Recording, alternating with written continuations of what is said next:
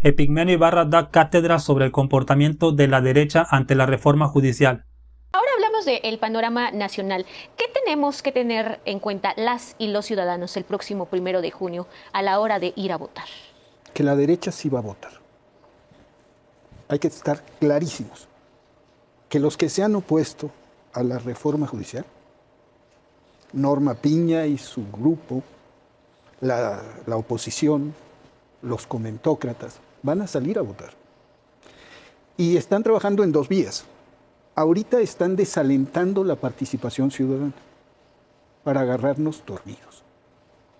Pero ellos sí que van a salir a votar. ¿En qué ves que están tratando de desalentar? En general, en sus comentarios, en cómo están diciendo, la elección es un desastre, no va a funcionar, y ayuda poco el INE.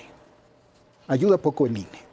Un proceso electoral como este, sin precedentes en la historia, debería merecer un esfuerzo extraordinario de difusión.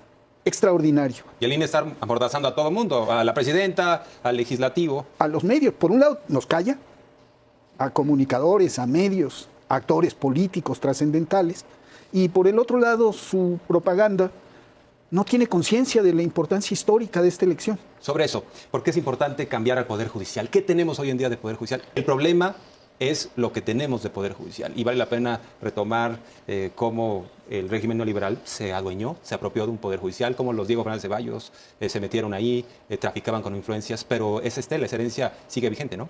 En el viejo régimen, la Corte, así como el procurador era el abogado del presidente, la Corte era la oficialía de partes del presidente. Y los tribunales, la oficialía de partes de la oligarquía rapaz. Al pobre a la cárcel, al rico a su casa. A la mujer abusada, revictimizarla. Al pequeño propietario, despojarlo. La Corte era, la justicia en México, era un instrumento de la oligarquía. Y cuando viene el cambio, se vuelve el último reducto, el Poder Judicial, de esta oligarquía rapaz, que dice, el pueblo votó por esto, no me importa. Nosotros vamos a frenar con amparos y sentencias la transformación de México. ¿Te refieres a todos estos amparos que enfrentó la reforma, ¿no? Eléctrica, igual todo aquel proyecto que en un inicio el presidente Andrés Manuel López Obrador planteaba sobre la mesa, se aprobaba en el Congreso, era impugnado en el Poder Judicial? Yo quisiera llamar la atención de una cosa. En el curso de los años, este se volvió el poder de los poderes. Y la nuestra era una democracia trunca. Si no se hacía esta reforma, no había futuro. Y no había manera, porque oigo a muchos comentócratas y a gente de bien, a buenas conciencias, diciendo, es que fue precipitada, es que fue brusca, es que hubo muchas broncas. No, señores, uno no pide permiso para hacer la revolución y esta es una medida revolucionaria. Había que actuar con decisión, con rapidez y con firmeza, como lo hizo López Obrador, como lo está haciendo la presidenta, porque ese reducto era impenetrable. Y porque en manos de esos jueces, de esos ministros, de esos magistrados estaba el futuro de México. Dice eso, era una oficialidad de partes. Y recordamos cuando el presidente Fox citó ahí en Los Pinos al presidente de la Corte, entonces Mariano Azuela, y le dijo, debemos proceder en el desafuero en contra de Andrés Manuel López Obrador. ¿Cómo le hacemos? Hay que ponernos de acuerdo. Mandaron a la Corte a dar un golpe de Estado institucional. Y luego Zedillo le dio un manotazo. Han hecho con la justicia en México, el régimen neoliberal, lo que les daba la gana. Y la justicia, el Poder Judicial, ha hecho con las y los ciudadanos lo que les daba la gana, o más bien lo que el dinero les ordenaba. Y hay que hacer una reflexión. Todas y todos nosotros, en algún punto de la vida, vamos a tener que ver o hemos tenido que ver con el Poder Judicial por una herencia, un divorcio, una custodia, una cuestión mercantil, una cuestión penal. Laboral. Laboral, todos. Y resulta que este poder, o Pablo Gómez decía, un poder que tiene mucho poder, toma decisiones que afectan nuestra vida intensa y continuamente. Y a ese poder no lo elegíamos los ciudadanos. Entonces, para mí, esta es una oportunidad histórica. México da ejemplo a las democracias en el mundo.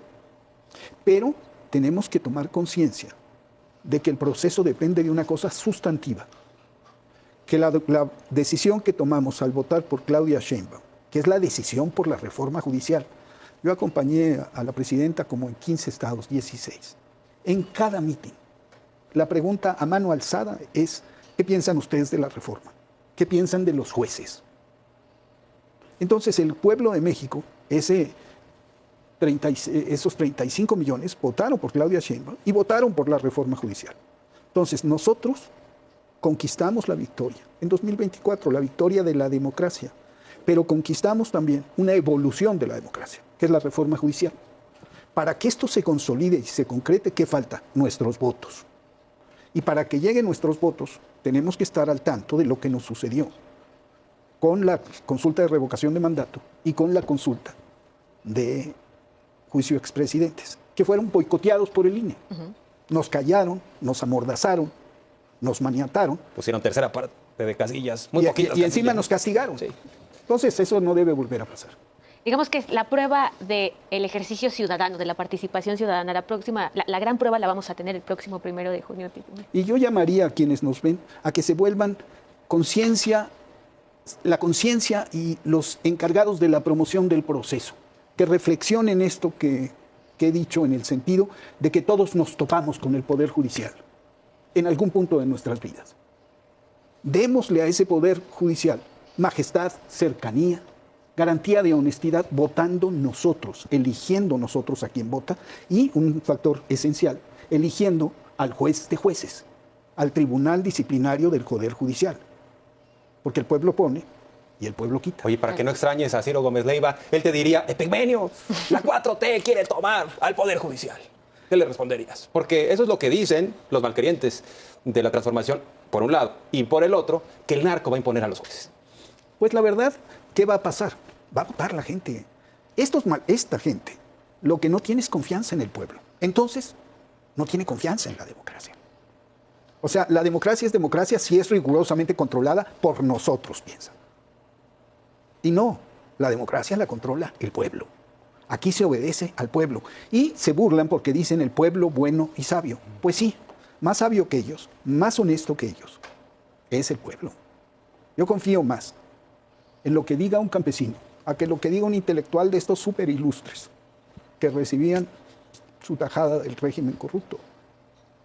Entonces prefiero que los jueces, magistrados y ministros sean resultado de una decisión colectiva del pueblo de México, democrática, a la decisión de una camarilla. Claro. Epigmenio, muchísimas gracias. Sí, me encantan Vianey Fernández y Jorge Armando Rocha. Y cuando digo cátedra es porque Epigmenio Ibarra no lo invitan a la televisión corporativa. El que lo invitaba era Ciro y se medio peleaban, cosa que no hace con los del PAN y el PRI. Con ellos no se pelea, los deja hablar de corrido.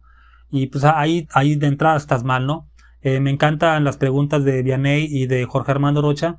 Es cierto, como bien dice Epigmenio, yo confío más en lo que dice un campesino, un obrero, una contadora pública, una maestra de escuela, que en un juez que está totalmente viviendo en una burbuja, ganando con un sueldo principesco, inmerecido, en un país en vías de desarrollo, como dijo López Obrador. No puedo confiar en un poder judicial que dice yo me rijo por la Constitución, pero cuando les aplican la Constitución dicen, ¿sabes qué? Me amparo. Como López Obrador les dijo, nadie va a ganar más que el presidente. Y lo primero que hicieron fue ampararse. El consejero presidente del INE, Lorenzo Córdoba, se ampara. Pues yo no puedo confiar en eso. Los que fueron a marchar por ese INE no se toca, no tiene nada que ver conmigo. Ahora sí, este INE no se toca, el de Guadalupe Tadei. Exactamente, hacen mal el INE en no dejar a la presidenta, a los demás, promocionar la reforma al Poder Judicial, ¿sí? ¿Y qué es lo que hace?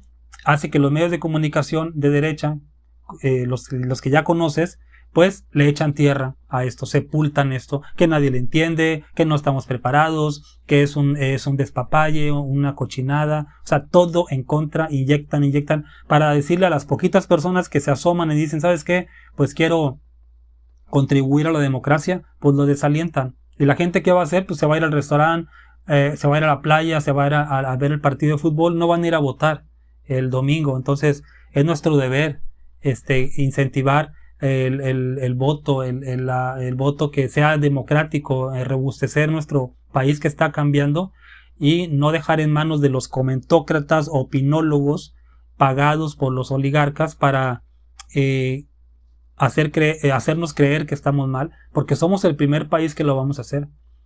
Porque siempre, fíjate, la 4T, muy bien, siendo pionera en muchas cosas, siempre estamos esperando que nos traigan recetas. Es que en Francia, es que en Suiza, es que en Noruega, es que en Australia, en Estados Unidos. Hay que hacerlo y demostrar al mundo que los mexicanos podemos ser los primeros en algo bueno. Dime qué opinas tú. Hasta luego.